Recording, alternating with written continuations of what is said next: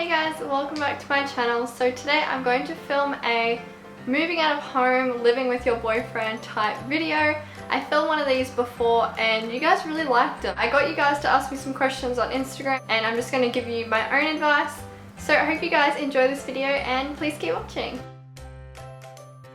A girl asked me about the pros of moving out. For me personally, I think the independence is the #1 best thing about living out of home. I loved moving out, having my own free time, my own free space to do whatever I like, to see whoever I like, and I just love the independence of having to pay for things. I mean, it sucks at the same time because you're losing money. Seriously, if you still live at home, just save as much money as you can because seriously, living out of home is so expensive.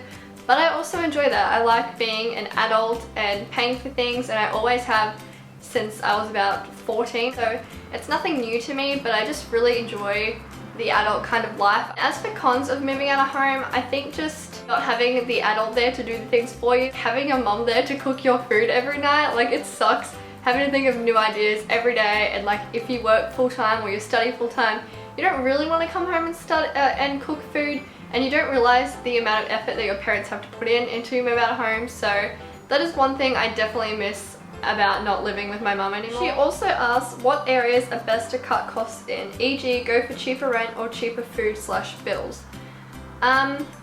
It all depends on you. That's a very different question. I've never thought about like giving advice on that.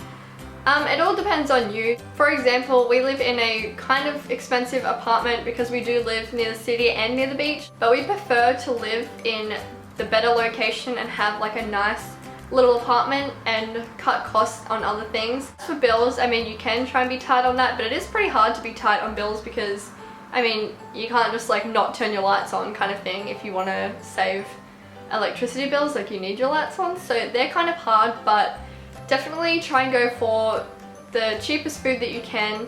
When you look for internet providers, look for the cheapest one. Look for the cheapest electricity and gas company. A lot of them do discounts if you have a concession card or if you're a student. I don't know how to explain it. It's not like I starved myself to live in a pretty apartment, not that, but I just love the location of where I live. So if I was really tight with money, then I would try and be smarter with my money, with my food and my bills to still live here. I don't know if that makes any sense. I'm sorry. She also asked what is your top tip for staying healthy when moving out of home. For me personally, I'm a lot healthier than I was living at home. My parents aren't like healthy. I mean, we eat healthy food, but they also love their junk. So our pantry is always filled with like chips and soft drink and that kind of thing. So I'm definitely a lot easier to be healthier by myself and on my own because I get to buy my own food. So I make sure I don't have chocolate and lollies and chips and soft drink and that kind of thing. I mean, I definitely do buy that sometimes, but yeah, it's a lot easier to be healthy on your own, I think. Another girl has asked, what's your friends and family's reactions to you moving in together? So she's meaning me and my boyfriend.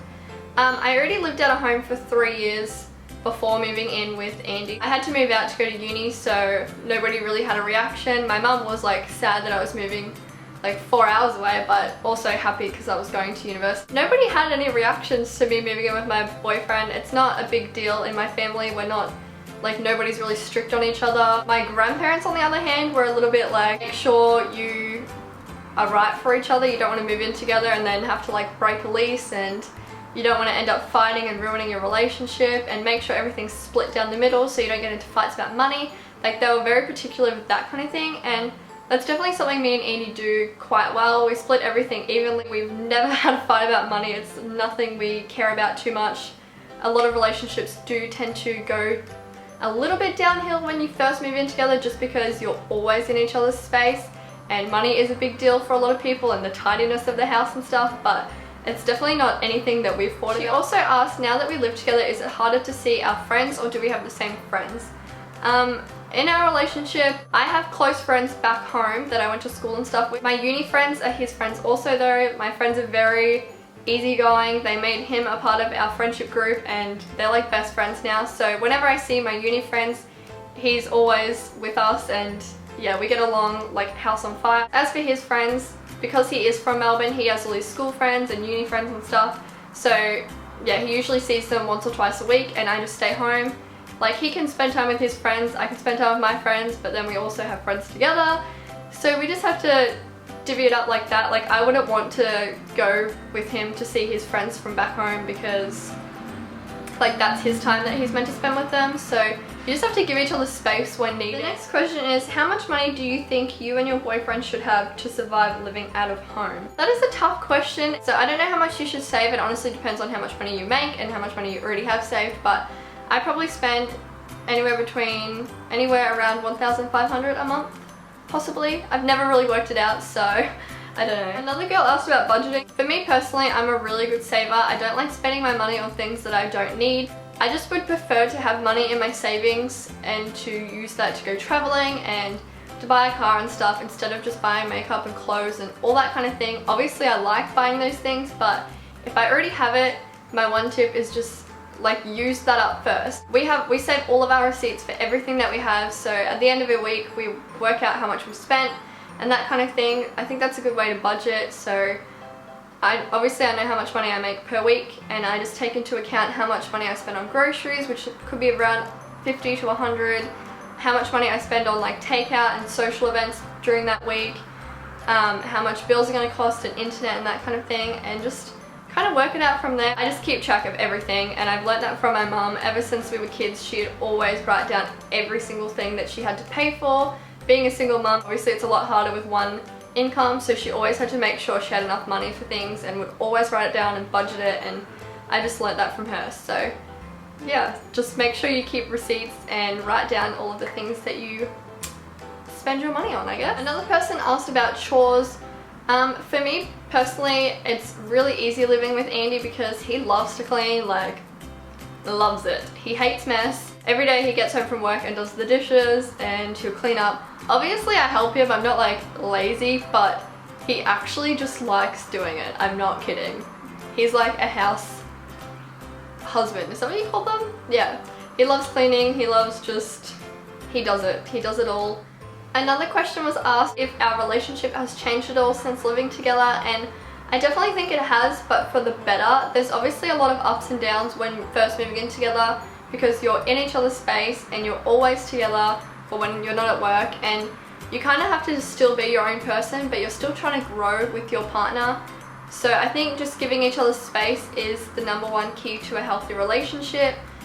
If he wants to go do his own things, like go to the AFL or see his friends or whatever, he can do that. If I want to go shopping or see my friends or film my YouTube videos, he just leaves the house or sits in the room and does whatever. Like, we just give each other space when needed, but we really have become a lot closer and comfortable with each other. You get so much more comfortable with yourself and your body and all that kind of thing when living together. We were together for 2 years before living together, but I was still quite uncomfortable with myself and my body, and I always wanted to look my best and wear makeup. And now living together and seeing each other every day, you get a lot more comfortable with that person and you just get to be yourself, and if they still love you, then even better. Never felt this close to him as I have in the other few years that we were dating. So living together is definitely a big step. Some people end up breaking up over it because it is a big difference, but a lot of couples get so much closer and more comfortable together, and it's just a better all-round experience.